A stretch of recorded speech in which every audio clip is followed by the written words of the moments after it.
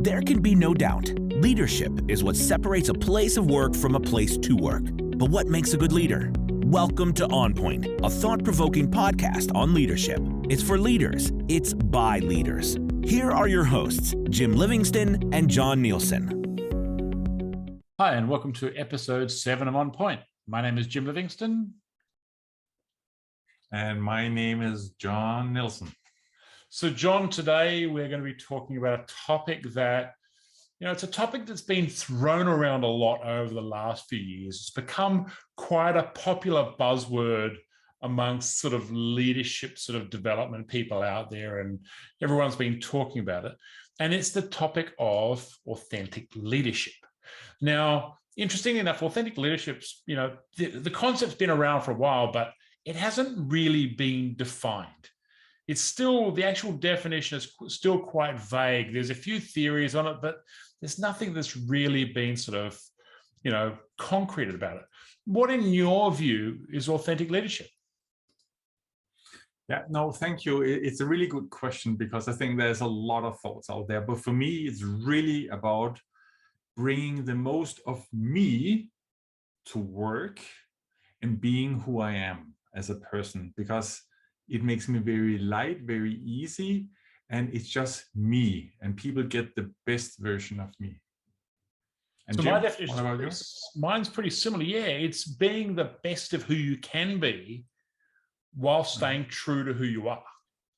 So it sounds like we're both sort of on the same track. If we talk about actually authentic leaders and we think about leaders that are authentic out there, what do you think are some of their key characteristics? As you just touched on this, I think one of them is really about high level of self-awareness, really knowing yourself, and really spend time on knowing yourself, and take a step back and say, what are really things which are important to me, that I really believe in. The better you know yourself as a person, the better you then can use that at work or in any environment. So I would say a high level of self-awareness and really understanding yourself. That's where it starts. Yeah, I think all authentic leaders, they really understand who they are. They understand their strengths. They understand their limitations. They understand how they show up, or how they might impact other people. And this is a very, very common sort of attribute that we see.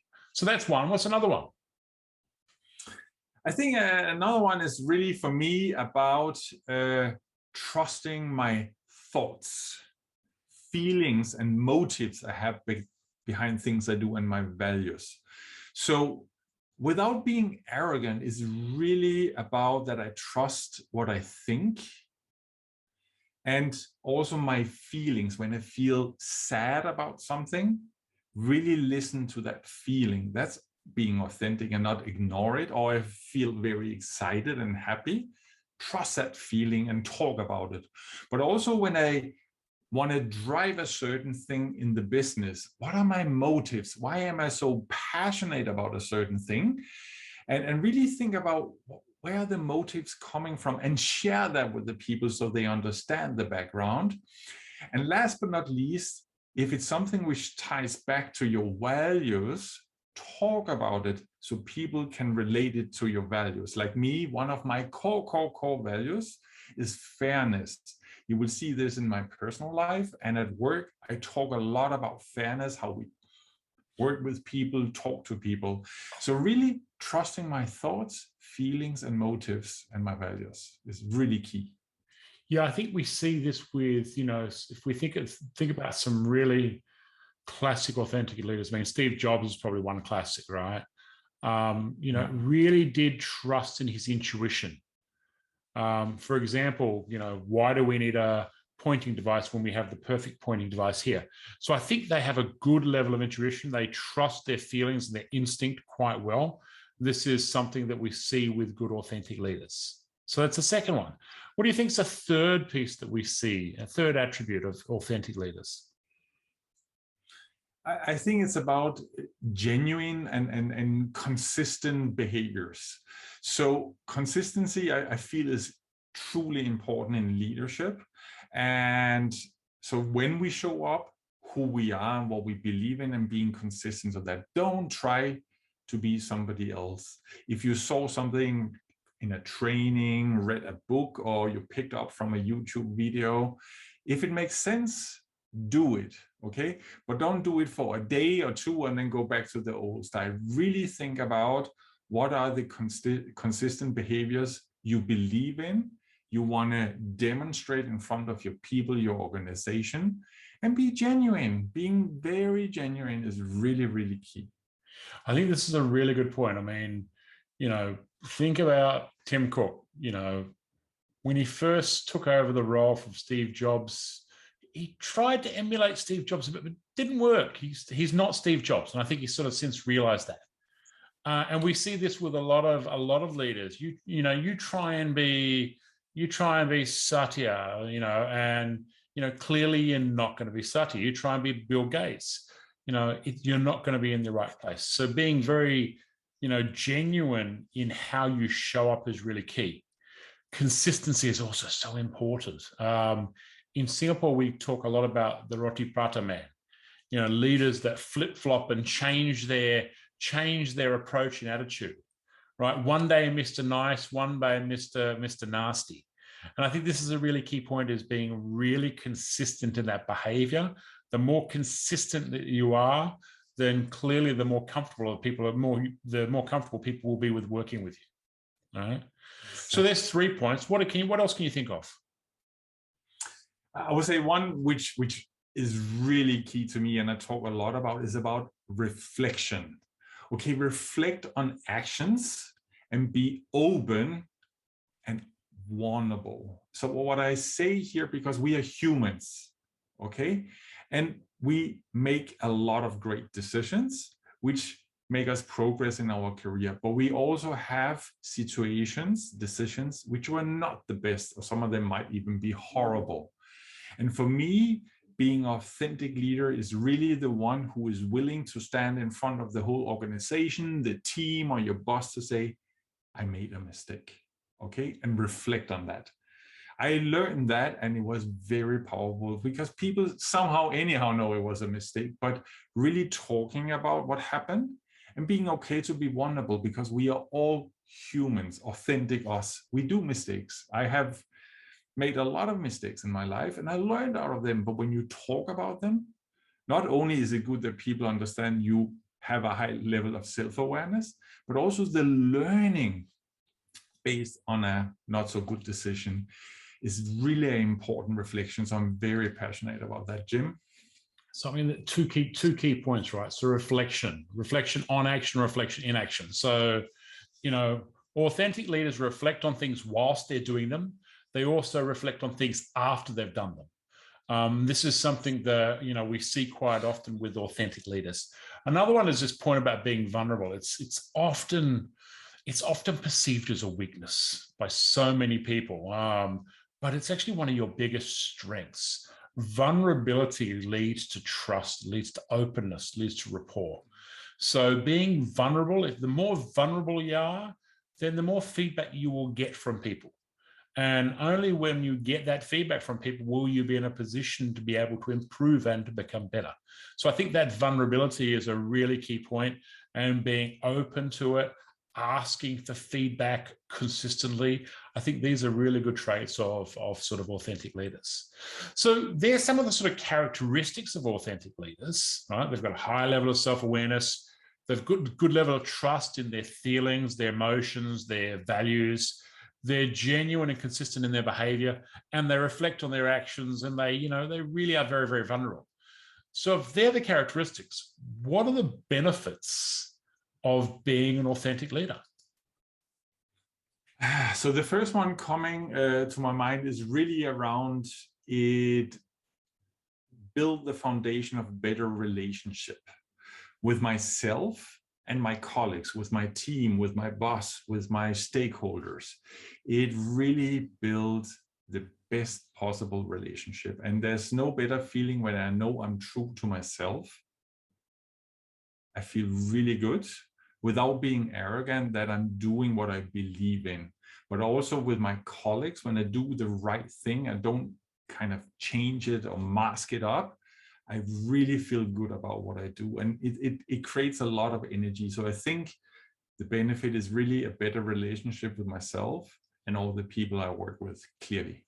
And this is a good point, a better relationship with self. I mean, only when you're comfortable with yourself will you really be comfortable with others. Yes. So I think it's such a key point. Okay, so better relationship with self and with colleagues. What's another point? Clearly, as we touched on earlier, a higher level of trust. Yeah, it is really the foundation to earn trust, because trust you can't buy, you don't get it for free, you earn it through what you do. And when you are very authentic, real, vulnerable, you absolutely learn a high level of trust. Good point. If you're authentic, if you're real, if you're genuine, if you're consistent, if you reflect, if you're vulnerable, if you're open to feedback, that's going to lead to higher levels of trust. Right? As long as you're prepared to act on it if the need arises. Right? So high levels of trust. Okay, there's two. What's the third one? Yeah, clearly it contributes to a more positive work environment. So I would say the culture within your team, within your organization, it really spreads like something very good. And also you are to a certain extent setting a role model for something which can really, really take the organization to a new level. So I would say positive work environment is clearly an outcome of that. Yeah, and it's interesting, we talked about trust earlier, and Patrick Lencioni wrote about trust in the, in his model, the 5 dysfunctions of a team, right? Trust is one of the key dysfunctions that impacts team. And when you have that trust in teams, it does lead to a more positive environment. People are more comfortable about being open and direct with one another when there's that trust, or psychological safety, if you want to put it in other words. Okay, so there's 3. So a much more positive work environment. And what's obviously one of the key benefits of having a more positive work environment? Clearly the better outcomes and the impact you create every day. Yeah, because when you have higher level of trust, yeah, when you have a great relationship with yourself and colleagues, yeah, and have this high level of trust, the only thing you will see is better outcomes. And I like the fact that we've said better outcomes, not necessarily better productivity, right? Because, and this is an important point to note, not everyone who's authentic really does value high levels of productivity, right? They could value other things which drive the way they are, right? But as a general rule, it will lead to better outcomes and, hopefully better productivity as well if there's that good positive work environment. Okay, so there we have it. There's some obvious key benefits for why leaders need to be authentic. I suppose the $64 million question, which is, what do leaders need to do to be authentic? If we were to give them 3 tips to be more authentic as a leader, what would those 3 tips be? I would clearly start with know yourself. That is the foundation of anything. Know yourself. Yeah, so know yourself, know what your strengths are, know what your limitations or your weaknesses are, or, be open, know how you, when you feel good, when you don't feel good. I mean, really know not just what you think, but what you feel as well. So I think this know yourself is really, really key. Spend time, give yourself time, make the effort to know yourself better. Learn more about yourself. I think this is a really important point for people who want to be authentic, is they really need to be very clear about, who am I as a leader? What do I really value? What's important to me as a leader? And I think these are very, very key parts to knowing yourself. So that's one. What would be a second key sort of tip? I would say once you know yourself, then it's really about know how you impact others with that. Because there is absolutely an impact of when we show up authentically. Yeah, like me, I am super passionate, but sometimes my passion can be a lot for some people. So I have to be very self-aware of that impact and kind of compensate or adjust it a little bit. So be very aware of how you impact others would be my key tip.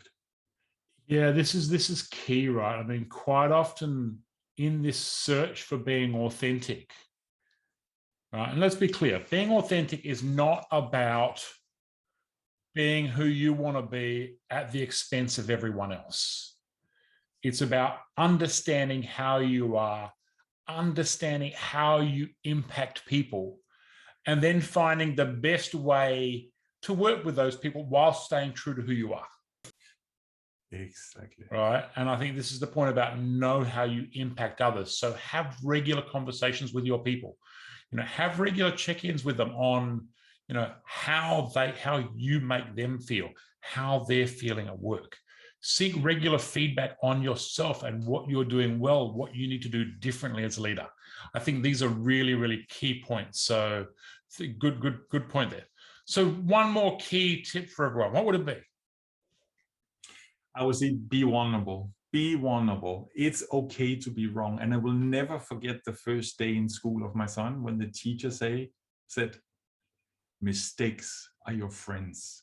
We all do mistakes. And on the learning journey in school, you will do a lot of mistakes. They are there to teach you something, okay? And learn about yourself and others. So being vulnerable, talking about your mistakes or your learnings, it's okay because we are human and who we are. So use it. It's super powerful. I really love that. Yeah, and being vulnerable is, it's more than that. It's it's making a conscious. It's about making a conscious effort to put yourself out there to be judged. It's about making a conscious effort to ask people for feedback, ask people for help, not being afraid to ask for help. It's about communicating, why you do certain things and the reason behind them. Right? So that communication is a very important piece of being vulnerable. Okay, so there we have it. 3 key tips. Know yourself, know how you impact others, and be vulnerable. You've been listening to OnPoint, a thought-provoking podcast for leaders by leaders. Want to keep up to date or come on the show? Please visit www.northpoint-training.com/onpoint.